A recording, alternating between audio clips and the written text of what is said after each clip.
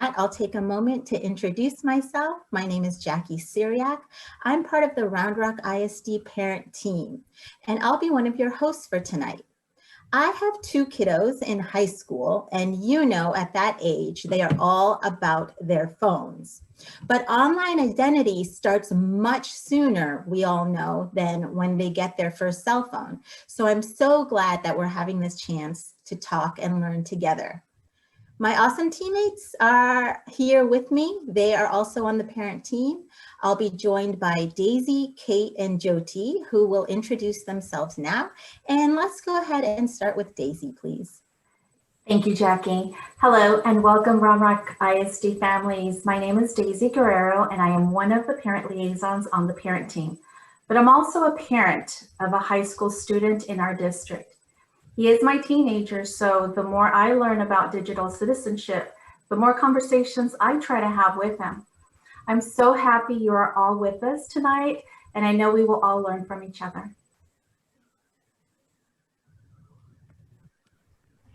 Hi, I'm Kate Gallinat. Thanks everyone for being here tonight. I just wanted to introduce myself. I'm one of the parent liaisons on the parent team, and I have two elementary school kiddos and also a sixth grader. So this information is something that's really important for our family. I'm learning so much already about this topic and can't wait to hear more and discuss this with everyone. So thanks for being here.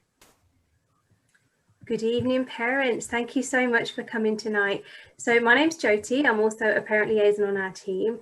And this evening and this topic on digital footprint and identity is super relevant and fitting for the situation we're all in right now, where being online is constantly increasing for us all, whether it's virtual learning or with whatever it is. We're online a lot more than what we used to be. So this is going to be super helpful for myself as well as hopefully for you guys, and I really hope you enjoy it. Thank you, ladies. We also have Sybil Lee, our parent programs coordinator. She is behind the scenes supporting us with all things tech. So thank you, Sybil. You're only seeing 4 of us tonight, but there's an entire parent team at Round Rock ISD. We serve various campuses across the district by connecting families to the wonderful learning that's happening. And our goal at the end of the day is to partner with families just like you for your child's success. And tonight, we look forward to sharing and collaborating together. We really value your participation and we really do want to hear from you. So let's listen with an open mind. Let's use the chat feature and let's try to keep the chat to the topic as much as possible. And speaking of chatting, it's pretty easy to interact with us. You're going to click on that little box. It kind of looks like a speech bubble at the bottom of your Zoom screen, and you're going to type away. But before we get to that, let's take a look at a couple of the goals we have for tonight's session. Our first goal is to understand what exactly digital footprint and identity mean for you and for your child. And our second goal is to use what you've learned tonight to review your own family's digital footprint. There are going to be a few interactive pieces throughout this session, and just as a heads up, you will need a phone or device later on for one of those activities. But if that's just not available for you and you just have one device that you're using, your phone, let's say, no worries, just follow along with us. You could even use the chat feature here to interact, so don't worry at all. It's a very stress-free zone. So Jyoti, I'm going to hand it over to you to get us started. Thank you, Jackie. So the purpose of this evening, parents, is to really give you all an insight into what your child is learning in school. So the district themselves have a digital citizenship curriculum. It's a year-long curriculum, and every month they do different topics. Tonight, we are focusing on digital footprint and identity, and we really hope that this will help you give you some tips to have some discussions at home as well. So we're going to start off with a few definitions, and the first one being, what is a digital footprint? So what does that mean to you? What does that mean to your child? So a digital footprint is any and all types of information that is posted online, and it can be in the form of pictures, images, videos, messages, you name it, whatever you put online is part of your digital footprint. And even when you're researching as an adult, you might be, I don't know, looking for a new car or something like that. It all leaves some kind of footprint online. And then next we move on to identity. What do we mean by identity? And this can be pretty tricky for young kiddos. So when we talk about identity, we really are referring to who you are, your self-view. So what do you think about yourself? What other people think about you, your culture, your characteristics, your experiences, and your interests. And these are the elements really that make you who you are in terms of the choices that you make as well. And they all form part of your identity, whether it's meeting someone face to face or even online. So when we are online, we may be thinking that we're posting or talking to only certain people. So now I just want to talk to you very briefly about what an invisible audience is. So an invisible audience means that there is an unknown person or group of people that can see information about you. So you don't necessarily know that someone is there and they can see what you're doing. And this is why it's super important to make sure you and your kids have the right privacy settings as well. Not only that, but once the information is out there online, it's very easy for anyone else to access it.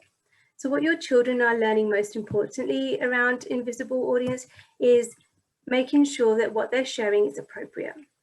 So for example, they'll be learning, you don't put your date of birth online, you don't put your full address for the whole world to see. You have to be careful about what you choose to share. You can put your pet's name, you can put, if you're going, I don't know, grocery shopping or something like that, but you don't really want to put down, if you're going on vacation, what dates you're not in the house, your full address, when you're coming back, because that can leave you quite vulnerable. So these are important things to have conversations with your children. And these are all definitions which your children are aware of because they've learned them in school as well. So hopefully this will be a good talking point. And this can be pretty tricky for any age kids, and especially our middle schoolers. You know, this is a time in their life where they're questioning and figuring out who they are in the world, where they fit in, whether it be at home, whether it be in their friend circles or with their peers, or even in society. If you've got a philosophical teenager, like, where do I fit in this world, you know? So it's a very important part of their current development stage, you know, finding out who they are in their life. So when we talk about identity, we really are referring to who you are as a person, and how you view yourself and how others view you. So we want to look at your culture, your background, your characteristics and experiences that you have that help mold what kind of choices you make, and especially the impact of those choices as well. So these all form part of your identity, whether it be face-to-face or even online. So the next definition I want to quickly speak to you about is Finsta. So I'm just telling you all now, I had no idea what a Finsta was. I'll be a parent and say, I've never even heard of it, but now I know, so I'm also learning too. So a Finsta is actually a fake Instagram account. So your kids will be aware of this terminology because they probably, well, my children know more than what I do about being online anyway, but they're also learning about this in school. So a Finsta, I'll say it again, is a fake Instagram account used for posting to a specific group of people and to post anonymously. So some of us might be thinking, why would anyone want a fake Instagram account? I mean, you've got your one with, you know, when people know who you are. So why would you want a fake one? And that is a great question. And it's also a great question to ask your child, you know, even if they don't have one, it's a good talking point. Because what we really want to know is, what is that about? Is it about to build a different reputation? Is it about confidence building? Is it to, I don't know, cover up a personality flaw that they feel they have? Like if you've got a person or a young person that might be a little bit shy, and that's not a flaw at all, but they might be a bit shy, but face to face, but being online, they're a completely different person. So the list could be endless, but what we really want you to do is to have these conversations with your children. So another definition is affinity group. Again, I didn't know what one of these was, just saying. But what an affinity group is Basically, it is a group of people that are linked and connected by a common interest or purpose. So for your kids, a common interest could be a sport they might play. You may have a young person that might be, I don't know, playing basketball or football or baseball or something like that, or even a child that's in band or have a common interest, whether it be coding or any kind of interest, but it's about a common interest where people come together and form a group to talk about that specific subject. So next we're talking about reputation. So what do we mean by reputation? So reputation means an opinion or opinions that people have about whether it's good opinions or bad ones about you as a person or something. So this is such a big factor for our children, whatever their age. It could be elementary or middle schoolers. But what does it mean in relation to being online? So what is relevant to a lot of children and young people is about how many friends they make online, whatever they post is liked or not liked, and different comments that people post about them. We can even take it a step further to how many friends do people want to make online? And that could be adults as well as children, let's be honest. So what that really is about is making sure that whatever you're posting online is building a good reputation of yourself. And these are the questions that you want to speak to your child about, making good choices and posting appropriate things. So now that we've explored a few definitions, I'm going to pass it over to Daisy to walk you through an interactive activity. Thank you, Jyoti. Well, as Jyoti mentioned, a digital footprint is any and all information posted online. So families, what do you think your digital footprint looks like? So share some of the things that you, or doesn't necessarily have to be you, it could be, other parents or other people, other adults, what have they done to contribute to a parent's digital footprint? And right here, I'm just going to give you some examples, for instance, ebooks. So there's people that prefer to read on their devices. Also, research. If you're doing anything like, let's say you're replacing your appliances in your kitchen, maybe going to YouTube, how to install a microwave, probably looking at different prices for different vendors. So, any research, anything that you're doing online. Also social media, which, is one of our big ones, like Twitter, Facebook, Instagram. So please share with us by typing in the chat box. We want to hear from you. And there are no judgments, so this is a safe place. All right, I'm gonna see Kate. Do you see anything in the chat box? Yeah, Daisy, and those were great examples. I see a lot of grocery shopping, online shopping, even sharing photos, doing research, how-to videos, reviewing restaurants on Yelp, or really reviewing anything, right? We all go to Amazon for reviews. So reviewing things, making comments on other people's posts, looking up definitions of words. Definitely, I do that too. Yes. Amazon, watching TV, Netflix. Yeah, lots of ideas. Great, I love that. And Kate, I'm also guilty about reviews. I do that a lot, maybe too much. But anyway, all right, so let's look at a child's digital footprint. So parents, what do you think are some of the reasons children are going online for? So here are some examples. Right now in school, of course, they need to go into Schoology.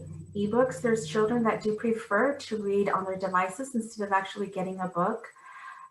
Research, maybe they have a school project. So please share with us.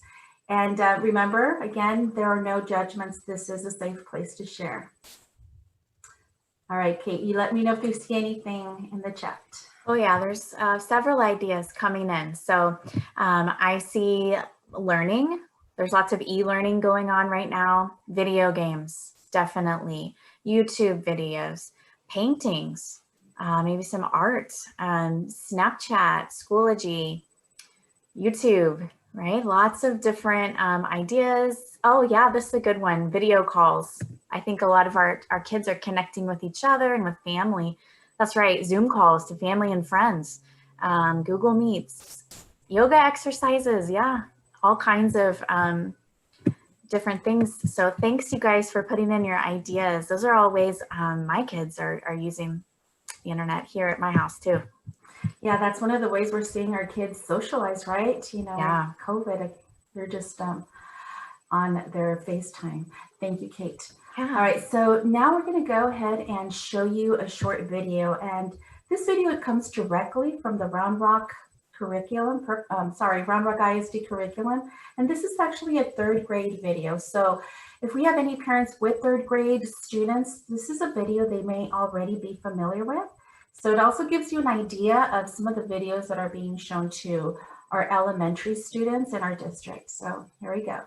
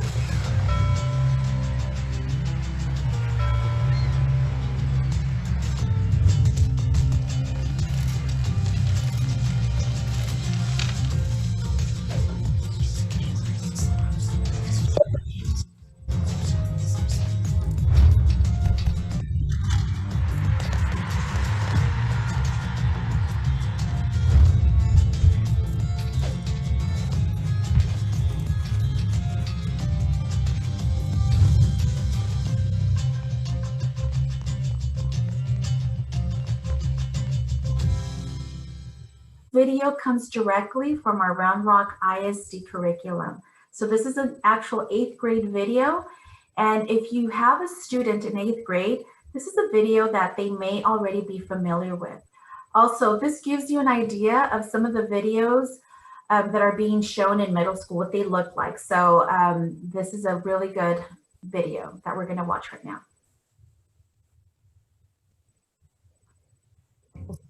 Definitely become scary. You know, posting and having a lot of people see it can definitely become scary. You know, if you're a teenager, you're gonna make bad decisions sometimes. They can screenshot it, they can do so many things to save that, and they can edit it in ways that you won't want them to. Whether or not you think it'll go away, it's there. Anything you post online, you're stuck with. Oversharing to me is putting too much of your personal life in front of a wide audience of people. Posting something for the sake of showing that you're there and maybe not because you're actually having that great of a time. Posting about things that people don't necessarily think are significant, but they're just kind of posting to be posting. What you share and how often you share is going to affect the way that somebody views you. Just because I'm going to post all the time, that doesn't mean that you're going to get all the attention. That doesn't mean that everybody's going to like you. For example, people have like Finstas or spam accounts where they just like post random stuff, and sometimes they get too personal with what they're talking about on there. Things that are meant to be texted one-to-one, people tend to post online so 50 other people can see their plans for tomorrow or the next weekend. You could be doing something like that could potentially endanger yourself by making your account public and saying too much about where you live or who you are. When I'm in like a cool location and I want to show everybody where I am, but most of the time I'll just tag where I am on like a Snapchat story so people can know. So once you put something online, it can be there forever because people might take screenshots, they might record it, they might save it.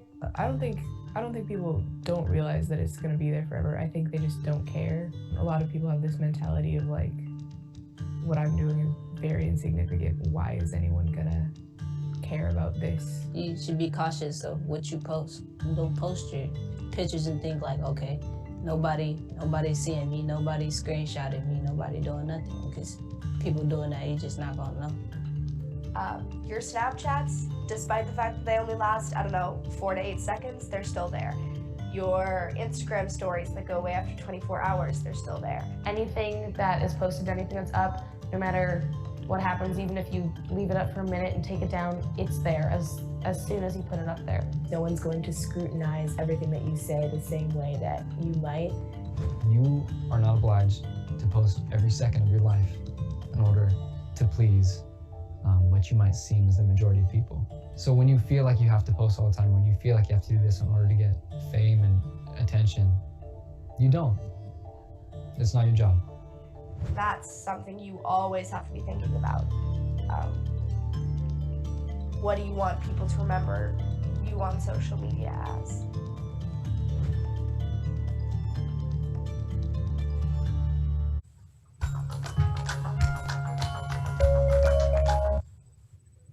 What a great video, and we hope that it puts into perspective what a digital footprint is, and especially what kind of digital footprint we want to leave as adults and for our kids as well. So this video will also be linked in the follow-up email, and if you have younger children, we'll have all of the grade level videos linked if this one doesn't necessarily meet your needs for your kids. So now we are going to have a couple of breakout rooms where we'll be having a discussion on some questions that are reflective. So we really want you guys to stop and think and participate. So thank you everyone for participating and joining us in this breakout room. After hearing the word definitions and the discussions that we've all had over the topic of digital footprint, what will you do differently? So please enter your answer, and remember, you can use the chat box if you prefer. Jackie, do you see anything that stands out? Yes, I love everything that's on the board right now. Check privacy settings. That's something that I need to do, even though my kids are in high school. It's been a long time since I've done that. More talks at home. This is not a one and done conversation. This is something you start and then, bring up again. So it's an ongoing kind of open-ended, evolving sort of conversation. So I love that too. And then this one I see, talk to my kids more about what they're learning online. I love that one too, because I really didn't know that this Round Rock ISD curriculum existed when my kids were attending Round Rock ISD schools, and what a wealth of knowledge and information that it provides. So I love that. That's great. I love those answers, Jackie, that are coming in. Great. Kate, is there anything in the chat box that you see? Daisy, it looks like most everyone got into the poll everywhere. So we are getting, I think, most of our responses on the site. So awesome. This is great. Thank you, Kate. Yeah. And also learn what you've used today to review your own family's digital footprint. So to help you guys have that conversation at home with your children and your family. And this is a really complex topic, everyone, and we've only skimmed the surface of it. I mean, it's very deep, but we hope that we've given you some kind of insight and at least some conversation starters for you all at home, especially in relation to digital citizenship and knowing that that's what your children are also learning in school today. So remember that the digital citizenship curriculum is year-long, so they are learning different topics every month. So next month in February, we will be exploring the subject of cyberbullying. So for the younger kiddos, especially elementary, we'll be looking at being kind online will be the phrase that you might see out and about. Thank you. Like you guys said, this is a very big topic, so don't feel like you have to, come up with questions or even have any answers. This is just the beginning of lots of conversations, and we're happy to go through the journey with you. So a big thanks to all of you. We tried to make this session interactive. We tried a few new things tonight on the parent programs end, and everyone did beautifully. So thank you so much for being our guinea pigs, and just loved having that interaction with you. And we hope you feel empowered to use any of these reflections that came to you with your children. Our website, which is listed on this slide, Keep Learning, is right there for you. It contains a complete list of resources, including recordings of past sessions. And so we hope you'll take a look. from all of us, thank you for being with us. We're so glad you are here. We know how busy you are, and we hope that this session was useful for you and your family. I know I had a ball talking with you about these issues, even though my kids are bigger now. And check out our website once again, and stay safe and have a great night. Buenas noches a todos que nos acompañaron. Thank you for joining us tonight. Thanks, everybody. It was great to hear from you guys. Thank you, parents, and stay safe.